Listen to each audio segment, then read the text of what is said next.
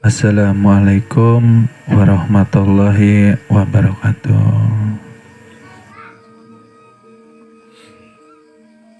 Alhamdulillah, kami ucapkan terima kasih. Adakah yang menjamin besok masih hidup? Ada yang menjamin? Tidak ada. Yakin? Saya tidak yakin, Bapak Ibu. Oleh sebab itu, setiap pengajian kami memberikan yang terbaik. Karena kemungkinan ini pertemuan terakhir. Tidak tahu kita. Sering saya katakan sering. Ketika pagi dibangunkan, ucap syukur dahulu. Jangan mikir, ndak punya beras. Di dompet ndak ada uang. Jangan memikirkan itu. Kalau bangun tidur yang kita pikirkan beras, yang kita pikirkan dompet, maka Tuhan sesuai dengan apa yang disangkakan. Kalau sangkanya buruk, sangkanya susah, yang datang maka keburukan dan kesusahan. Berarti tidak percaya tuh. Kalau pagi dihidupkan berarti pagi atau sehari nanti pasti akan diberi rezeki bagi orang yang bertakwa. Jaminan Tuhan. Tapi dengan syarat orang yang bertakwa. Bertakwa itu apa sih? Kemarin sudah kita katakan. Ulat itu bergantung kepada satu tali saja. Untuk menjadi kepong. Jadi dia tidak mikir lagi. Bergantung sama Tuhan terus. Kolbunya ini, hatinya ini. Tidak ada rasa was-was, takut, khawatir nanti seperti apa. Besok kayak apa. Itu pikiran muncul daripada nafsu supiyah. Itu sudah dikatakan tidak percaya dengan Tuhan. Bapak Ibu percaya enggak? Tuhan memiliki kekuasaan. Akan mendatangkan pertolongan dari arah manapun yang terkadang tidak pernah kita sangka-sangka. Loh betul. Tuhan hanya ingin melihat kolbu kita. Bergantung atau tidak. Kalau kita hanya lisan, saya percaya Tuhan, tapi kok susah. Artinya tidak percaya. Kenapa? Karena masih kotornya kolbu atau hati kita. Tuhan masih diragukan. Pagi dihidupkan. Yang menghidupkan siapa? Hayatul. Hidupnya Allah loh. Jangan sembarangan. Berarti kita mengemban amanah. Amanah apa? Taubat. Memperbaiki diri ibadah. Yang kedua apa? Setelah memperbaiki ibadah tadi, memperbaiki hubungan kita dengan Allah Subhanahu wa Ta'ala. Lalu memperbanyak bekal kita. Ini kan bukan kampung halaman kita. Kampung halaman kita di akhir. Nyatanya yang kita bangun susah payah. Banting tulang siang malam. Kadang gak sholat. Sampai lupa, kecapean, kelelahan. Banting tulang ini nah. Ini nyatanya gak kita bawa Yang berapa meter itu? Berapa meter itu? Nah, ada yang kita bawa pulang. Nah, karena kain mori nggak bersaku Bapak Ibu, nggak ada sakunya. Nah kok mati-matian? Coba merenung. Boleh silahkan. Siapa yang melarang? Wajar. Punya rumah, punya kendaraan, wajar. Cuma ini nasihat saya. Jangan dibawa ke hati. Digenggam saja. Supaya tidak melekat. Paham gak? Kalau melekat seperti apa? Contoh. Pernah Bapak Ibu melihat orang baru beli mobil? Apa yang terjadi? Ketakutan apa? Teguh. Bodinya aja ketakutan, Masya Allah. Itu tanda hati kita menjaga aja, tapi jangan ketakutan. Itu artinya sudah melekat. Lah kita dibawakan batang tubuh rahasia insan kamil mukamil. Ini loh tubuh yang sempurna. Dari kecil sampai detik ini kita bawa kemana aja? Kita kotori, kita rusak, kita hancurkan. Wih, titipan. Tidak ada yang sadar. Giliran mobil aja, nauzubillah, gores sedikit aja, kebun binatang keluar, disebut semua jerapah, kuda. Artinya hati kita sangat amat masih melekat dan sangat Bapak Ibu, itu tadi yang pertama, kita harus taubatan nasuha. Berpikir kita ini, berpikir besok belum tentu hidup. Artinya sekarang berikan ibadah yang terbaik. Tuhan tidak memerlukan. Yang diperlukan Tuhan sami'nanya, sami'na wa atokna. Hidup janganlah sombong kita ini, Bapak Ibu.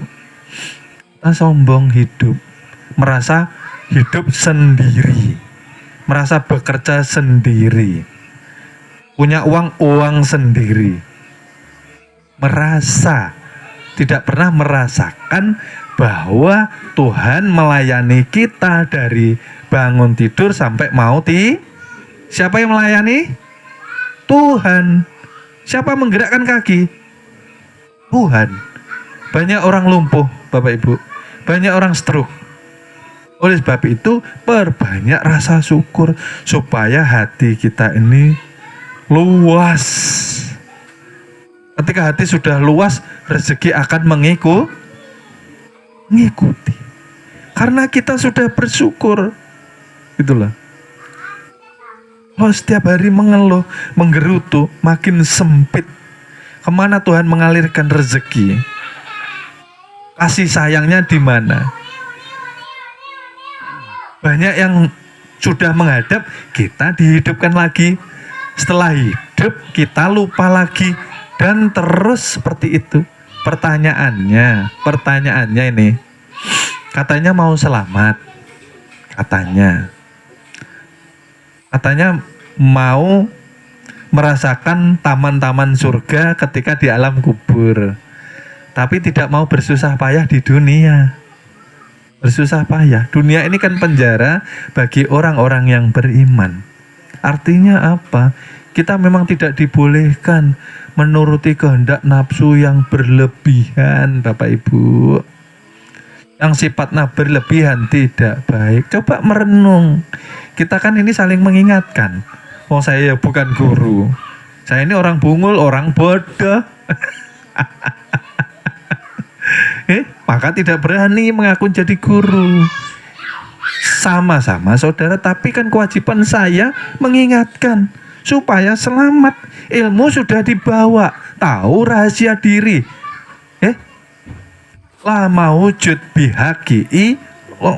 Artinya kewujudan kita ini bukan adanya kita, tapi adanya wujud kita karena Tuhan mentajalikan dirinya supaya dikenal melalui zat dan sifat, Bapak Ibu.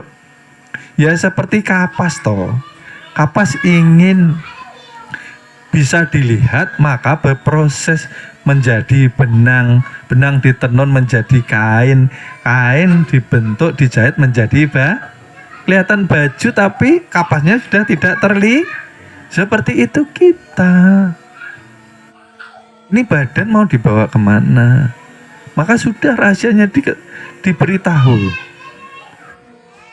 Tidak susah Bapak Ibu menuju Tuhan. Yang susah ketika kita ingin menuju kepada Tuhan, tapi kita tidak mau menginjak yang namanya tangga keserakahan, tangga amarah, tangga cinta dunia, tangga kesombongan tidak pernah kita injak. Artinya yang membuat halat atau penghalang itu kita sendiri sebetulnya. Apakah Bapak Ibu terhalang sama Tuhan? Tidak. Dari lahir sampai berpulang manusia tidak pernah terhalang oleh Tuhannya. Bagaimana mau terhalang? Ketika kita mengangkat tangkir, siapa yang bergerak? Kodrat irodatnya terhijab atau tidak Bapak Ibu? Tidak. Kita diliputi, kita bersama Allah, tapi kenapa kita tidak sampai? Ya karena kita tidak sami'na wa atokna. Beriman hanya di bibir saja, tetapi kita berkhianat dengan Allah Subhanahu wa Ta'ala. Ketika kita merasa hidup, maka kita menyatakan Allah tidak mempunyai daya hidup. Bapak Ibu, coba renungkan, yang hidup ya siapa? Bukankah ruh yang nyata keluar masuk jadi napas? Bukankah itu yang hidup, yang tidak mengantuk, yang tidak tidur, yang tidak lapar, yang tidak dikatakan laisa kamislihi sayun, tidak sama dengan segala hal sesuatu. Ya karena yang ada semua tajalinya tuh kita tidak ada. Ya Allah, mudah menuju kepada Tuhan. Kita harus mengikuti Rasulullah seperti ketika Isra Mi. Syarat utamanya apa? Dibelah dada dibasuh dengan zikir. Kita berat untuk zikir, artinya berat untuk berjuang. Itulah saya katakan, kita maunya selamat, tapi jalan yang kita tempuh, jalan menuju ke api neraka. Mau selamat perlu pengorbanan, perlu perjuangan, perlu komitmen.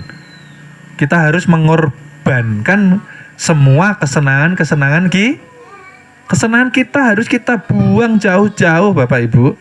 Yang kita pikirkan sekarang bagaimana menyenangkan Tuhan. Bukan bagaimana saya senang, bagaimana menuruti kesenangan saya. Dibalik sekarang, Tuhan maunya kita tidak pernah lepas kolbu kita, tidak pernah terlepas dari mahabbah. Masa enggak cinta sama Tuhan? Masa enggak cinta toh? Tidur dijaga, ketika bangun dibangunkan, ketika ingin gerak digerakkan. Ruh memberi daya, kodrat irodat. Besarnya loh kasih sayang Allah pada kita. Tapi kita mungkin 1% saja ya sayangnya sama Tuhan. Orang kalau sayang, apa yang disenangi pasti dituruti lah. Betul. Tapi kenyataannya kita sholat saja seperti menjadi beban. Sholat seperti beban. Apalagi menghadap, yang dihadap siapa? Sudah beban, sudah. Tidak ada mahabbah atau cintanya. Karena kita lupa tafakur. Banyak orang berlomba-lomba ingin bertemu Tuhan. Banyak orang berlomba-lomba belajar ilmu tasawuf, makrifat. Tapi mereka lupa bahwa jalan itu sangat dekat sebetulnya.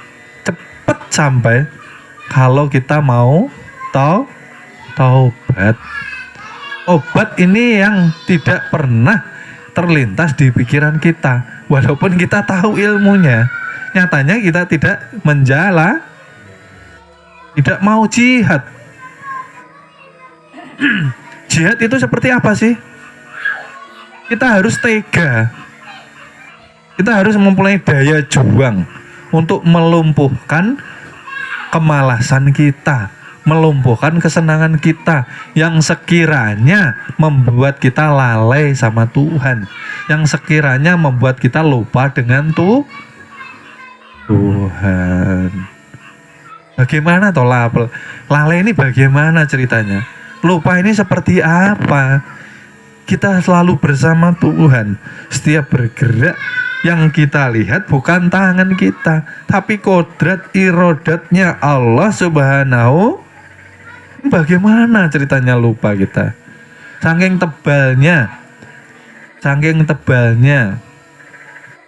kegelapan yang sudah menutup nurani kita. Zikir jadi berat, tapi perlu diperjuangkan Bapak Ibu. Oleh sebab itu ada zikir jahar. Zikir jahar ini untuk jalan untuk memaksa hati kita. Dipaksa dulu. Karena seperti anak kecil kita ini, lama berdiam di raga, akhirnya jiwanya lupa. Asal usul jiwa ini dari mana? Dari satu tetes air yang mengandung hayatullah, hidupnya Allah, yang nyatanya perwujudan daripada zat dan sifatnya Allah juga. Saking lamanya berdiam di raga, akhirnya lupa. Nanti waktu kita di dunia lupa untuk berpulang ke rahmat, seakan-akan dunia ini tempat tinggalnya. Makanya mati-matian di dunia, ya Allah. Orang itu qanaah, merasa cukup, bersyukur. Bersyukur di dalam 3 hal. Yang pertama, hari ini masih diberi kita makan bersyukur. Pertama, masih bisa makan hari ini Bapak Ibu? Sudah bersyukur? Alhamdulillah. Yang kedua, setelah diberi makan, diberi pakaian, tertutup aurat. Ada pakaian Bapak Ibu? Ada. Sudah bersyukur? Sudah. Alhamdulillah. Yang ketiga, walaupun tidak punya rumah, tapi nyatanya kita ada tempat bernaung, walaupun itu kontrakan, walaupun itu kos-kosan. Sudah bersyukur? Alhamdulillah. Karena di 3 hal ini kita lupa bersyukur, maka yang kita dapatkan bukan kasih sayang Allah Subhanahu, bukan kasih sayangnya lagi, tapi kemarahan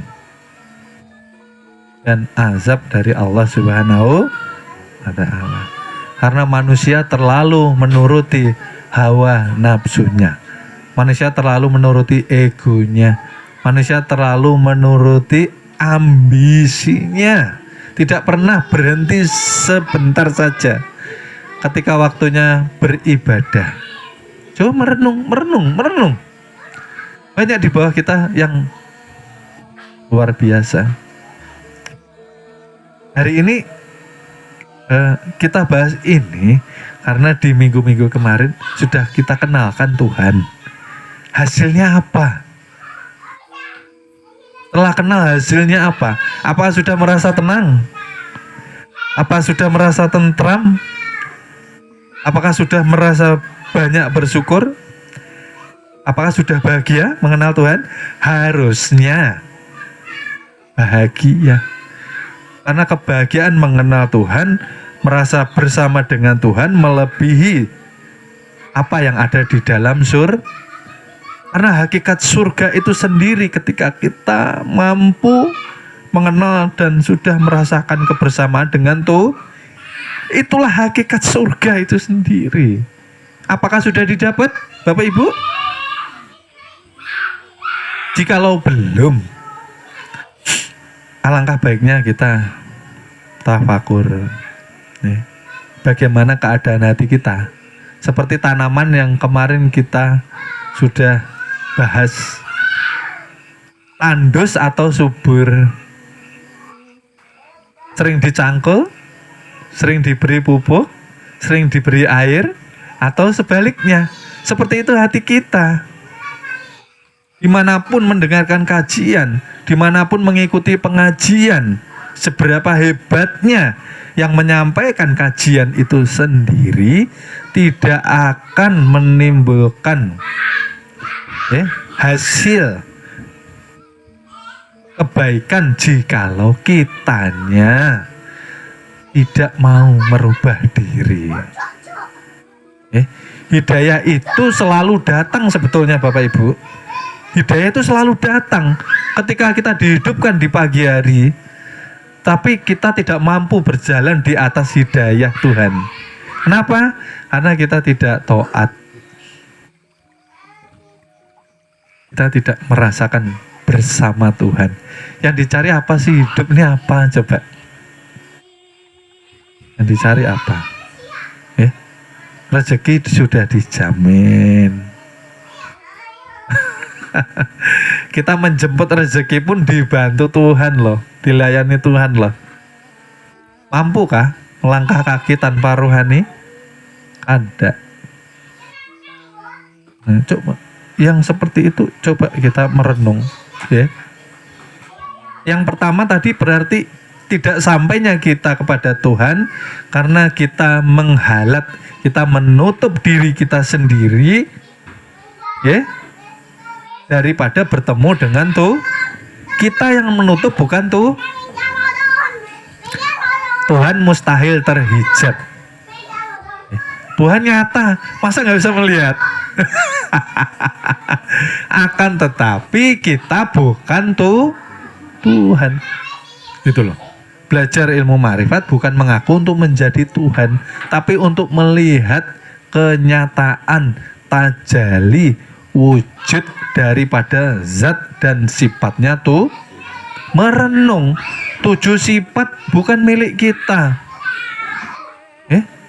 Kalau kita hidup semaunya artinya kita meniadakan Tuhan. Punya tangan dibuat untuk maksiat, punya kaki dilangkahkan untuk menuju tempat maksiat. Artinya kita berani menjadi penentang Tuhan yang nyata. Kita sombong Bapak Ibu, lupa asal awal kejadian diri. Bukankah aku jadikan engkau daripada satu tetes air yang terpancar dari ayah dan ibumu? Setelah lahir luar biasa manusia ini. Ini untuk saya loh, tapi bukan untuk Bapak Ibu. Untuk saya menasihati diri saya sendiri. Wahana, kenapa kamu begitu lahir kok sombongnya, naujubillah. Seperti itu. Kenapa? Jangan karena gelar engkau sombong. Jangan karena wawasan engkau jadi lupa dirimu. Ingat asalnya. Bukankah kita ini tiada daya dan upaya sebetulnya? Karena setiap perbuatan, setiap tindakan, ucapan akan kembali kepada kita. Akan dipertanggungjawabkan Bapak Ibu. Tidak ada rasa ketakutan ya seperti itu. Tidak ada rasa khawatir kita ini. Rasa biasa saja, aman aja, tenang saja, nanti saja, besok saja. Maka menunda-nunda hal suatu kebaikan termasuk dari tipu daya muslihatnya syaitan. Menunda-nunda. Mau berbuat tobat aja besok sajalah. Aku belum siap. Israel tuh nggak nunggu sampean siap dulu. Israel tuh kalau datang siap nggak siap harus siap. Lah kok manusia seenaknya? Hati saya belum siap, kayaknya saya belum mampu. Belajar makrifat ini terlalu tinggi loh, bahaya, nanti gila. Wong mengenal Tuhan kok bisa gila? Logikanya di mana? Gitu loh. Barang siapa tidak mau belajar ilmu makrifat, barang siapa tidak mau belajar ilmu tasawuf, sama juga dia tidak mau mengetahui rahasia yang ada di dalam dirinya. Barang siapa tidak mengetahui rahasia yang ada di dalam dirinya, seumur hidup ibadahnya membawanya ke api neraka. Kenapa? Karena seumur hidup ibadah tanpa mengenal rahasia yang ada di dalam dirinya, berlakulah dia ibadah membawa kesirikan. Maka sirik ini najis batin yang tidak bisa dibasuh dengan air lautan. Najisnya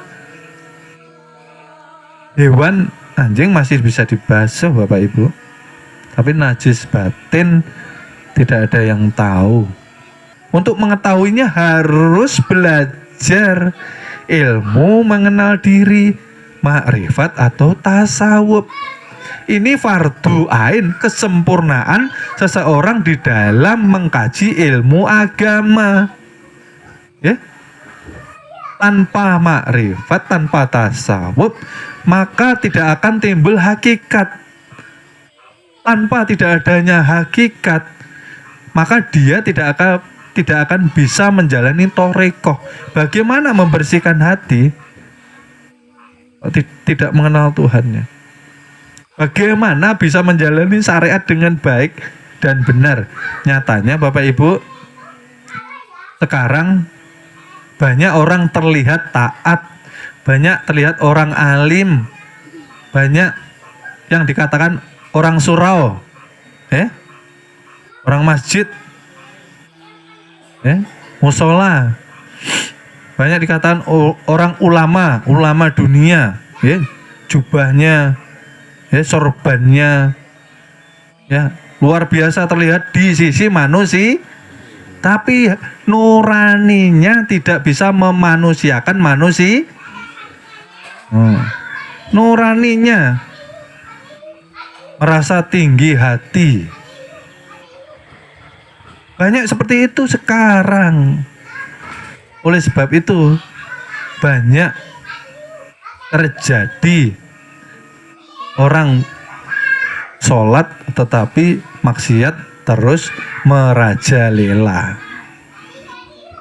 Islamnya KTP, masih mau membohongi, menipu daya, memperalat